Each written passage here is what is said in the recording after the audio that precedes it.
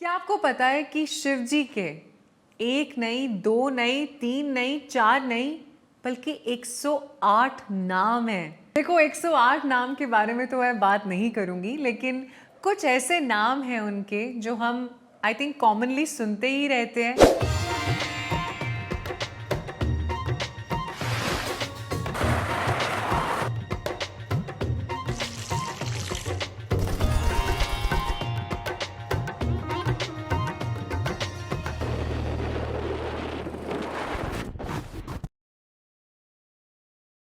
Let's start from आखिर शिवा है कौन।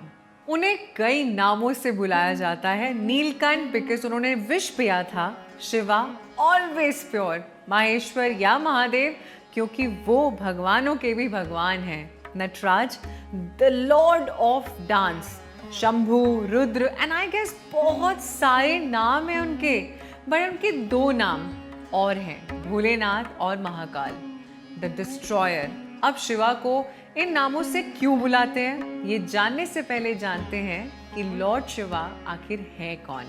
शिवा का मतलब है विच इज नॉट, मतलब जो है भी और नहीं भी।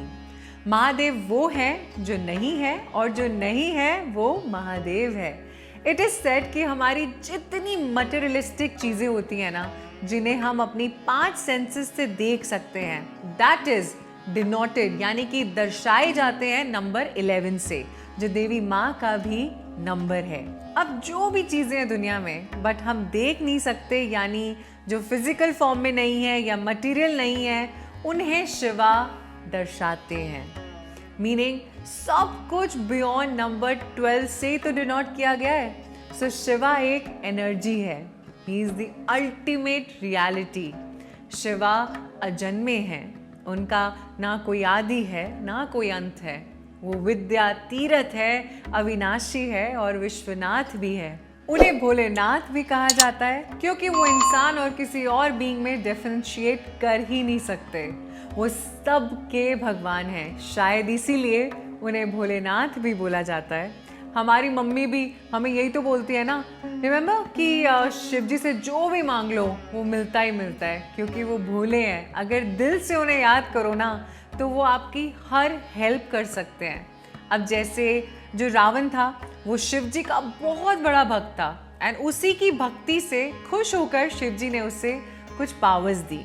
भस्मासुर की स्टोरी ले लो, शिव जी ने तो उसको भी, किसी को भी भस्म करने की पावर दे दी थी। तो आई गेस शिव जी सच्ची में भोले हैं। जो उन्हें दिल से याद करे वो उसकी सुन ही लेते हैं, चाहे वो इंसान हो, राक्षस हो या भूत ही क्यों ना हो।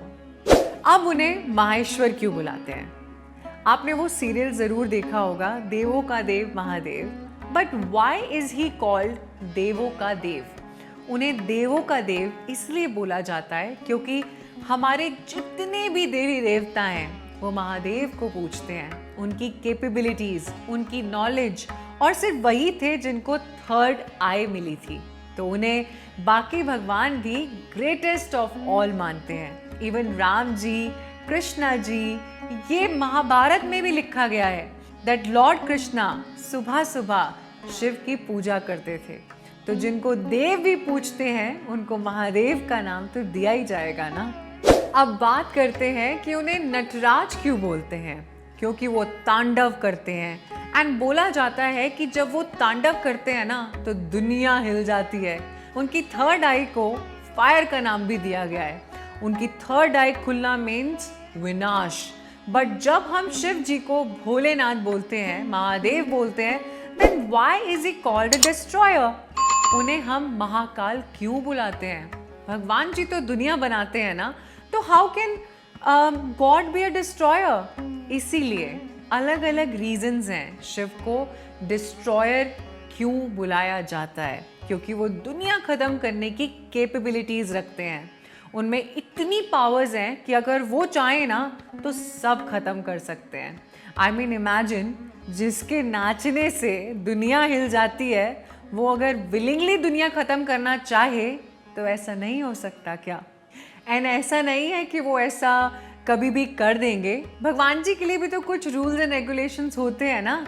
ऐसे बोला जाता है कि विनाश नई दुनिया को बनाने के लिए किया जाता है। जब हमारी दुनिया का एक साइकिल खत्म हो जाता है तो उस दुनिया को वापस बनाने के लिए ही रुद्र का रूप लेकर विनाश करते हैं।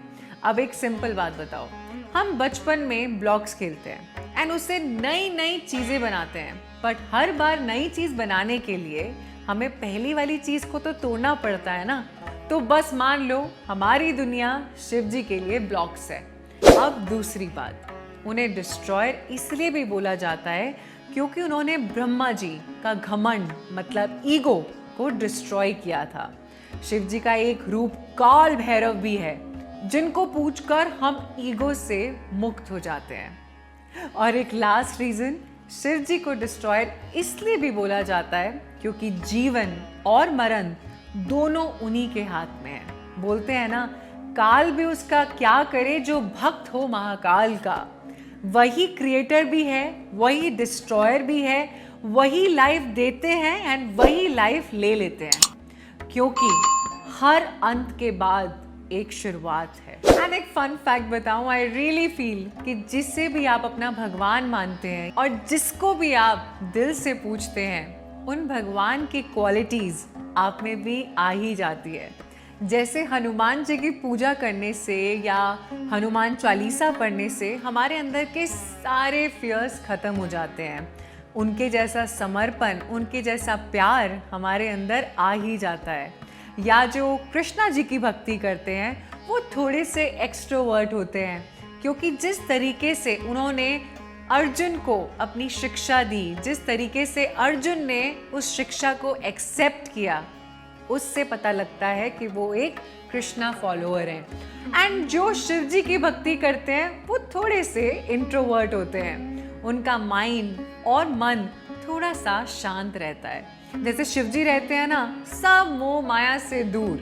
आई थिंक वो एनर्जीज थोड़ी तो हमारे अंदर भी इन ट्यून हो ही जाती है। तो जाते जाते ये कहूँगी कि ओम त्र्यंबकम यजामहे सुगंधिम पुष्टि वर्धनम उर्वा रुख में वंदना मृत्यो मोक्षी मामृताम।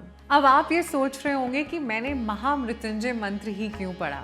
मेरी मम्मा कहती हैं कि महामृत्युंजय मंत्र सुनने से ना आपकी लाइफ में इतनी पॉजिटिविटी आती है ना, आपके सारे डर, आपके सारे दुख आपसे दूर भाग जाते हैं। तो जब मैंने पहली बार उनको ये कहते हुए सुना ना, तो मुझे लगा कि एक मंत्र सुनने से कुछ जिंदगी थोड़ा ना बदल जाती है। बट जब मैंने वो किया ना, जब मैंने सुनना शुरू किया हर सुबह, तो मेरी जिंदगी ही बदल गई।